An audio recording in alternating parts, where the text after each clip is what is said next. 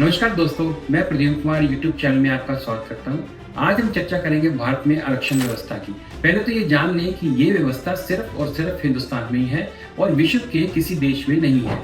IIT JEE main 2025 के परिणामों में न केवल लाखों छात्रों की मेहनत पर प्रश्न चिन्ह खड़ा कर दिया गया, बल्कि हमारी शिक्षा व्यवस्था की वर्तमान दिशा और दशा पर भी गंभीर सवाल उठा दिए। इस परिणाम में रितिका मिश्रा 90% डिस्क्वालीफाइड, धर्मेंद्र मीना 47% क्वालिफाइड। मैं ये सोच रहा हूँ कि जिस विद्यार्थी के 90% आए होंगे और वो डिस्क्वालीफाइड हो गया, उसकी मनोदशा क्या होगी उस वक्त जब वो रिजल्ट देख रहा होगा।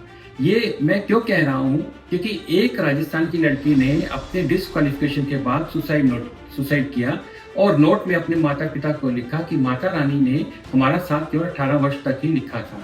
मैं एग्जाम में क्वालिफाई नहीं कर पाई, अब मेरे जीवन का कोई गोल नहीं बचा है, इसलिए मैं आत्महत्या कर रही हूँ। यह एकमात्र दुर्घटना नहीं है, क्योंकि इसके लिए इस प्रकार के आंकड़े ही ऐसी दुर्घटनाओं के जिम्मेवार हैं। यह उन युवाओं के सपनों, संघर्ष और समर्पण की कहानी है जो रात भर जाग कर परिवार की अधिक आर्थिक तंगी को अनदेखा कर सिर्फ एक ही सपना देखते हैं कि कुछ बनकर दिखाना है, पर यह व्यवस्था उनकी योग्यता होने के बावजूद उनको कुछ बनने नहीं देती। लेकिन आज सवाल यह है कि क्या योग्यता अब इस देश में मायने रखती है? यह क्या है अगर योग्यता का अपमान नहीं है तो? जब एक सामान्य वर्ग के छात्र 90% लाकर भी योग्य नहीं माने जाते और एक अन्य छात्र 47% के साथ प्रवेश के योग्य ठहरा दिया जाता है, तो यह केवल एक परीक्षा नहीं बल्कि किलिंग सेंटर ऑफ मेरिट है। कहा जाता है कि जाति मंदिर में नहीं पूछी जाती, लेकिन प्रतियोगी परीक्षा में हर कदम पर पूछी जाती है। जाति के आधार पर सीटें आरक्षित हैं, अंक में छूट है, फीस में छूट है, कट ऑफ में अंतर है और सुविधाओं की भरमार। लेकिन सवाल यह है कि गरीब विद्यार्थी क्या करें जो में कवर नहीं है।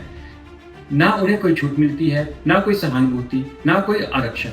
वे अगर गरीब हैं तो सिर्फ गरीब नहीं, अयोग्य भी हैं, क्योंकि उनकी जाति सामान्य है। क्या यही सामाजिक न्याय है? एक यह विचारणीय प्रश्न है जिसका उत्तर सरकारों को ढूंढना है। हम यह नहीं कह रहे कि पिछड़े वर्ग को अवसर न मिले, मदद मिलनी चाहिए, लेकिन उनकी बुनियादी आर्थिक और शैक्षिक पिछड़ेपन पर होनी चाहिए, ना कि जन्म के आधार पर।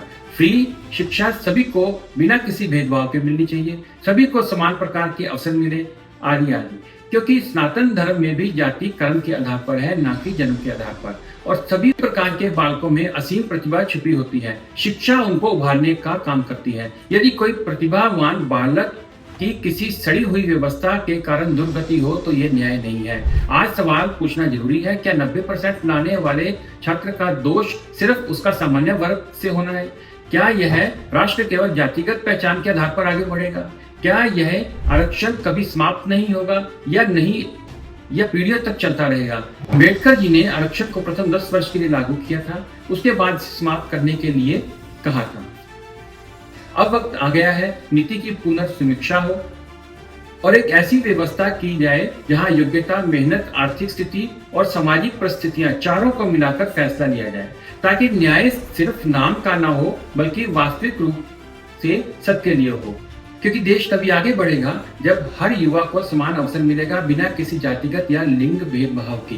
भारतीय संविधान, जो कि भीमराव अंबेडकर जी के द्वारा संकलित किया गया था, जिसमें लिखा है कि सभी को अपने मूलभूत अधिकार के साथ भारतवर्ष में बिना किसी भेदभाव के रहने का अधिकार है। परंतु यहाँ विडंबना देखिए, मानव को स्कूल से लेकर शमशान तक जाति के नाम पर विभाजित किया जाता है।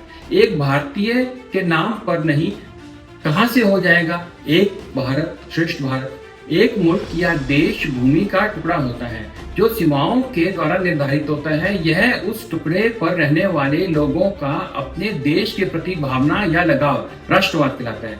तभी भारतवर्ष को एक जीता जाता राष्ट्रकोश कहा जाता है और इस राष्ट्र के जन को समान जीवन जीने का अधिकार रहेगा।